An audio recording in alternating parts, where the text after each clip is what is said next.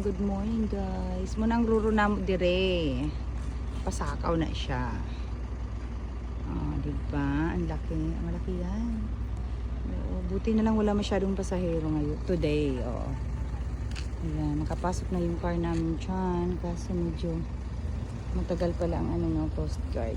Mga 4:30 daw. Ayan, pasok na yung mga ibang sasakyan. Yeah, ito yung pier. Kanina naman nagkakantahan pa dyan eh. Buti na lang tumigil na. Ayan, papasok na mga truck. Ayan, may pumasok na isa. Yung amin kanina pa, nakapila na sa loob. Hindi naman masyado maraming sasakyan. Mga 1, 2, 3, 4, mga 6 lang ata. Mga sasakyan. Walang bus.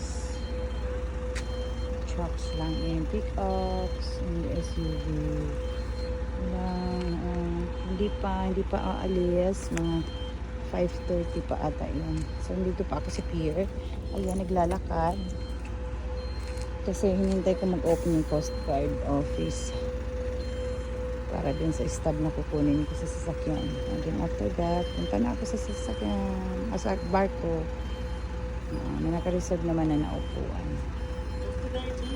Okay, maulan.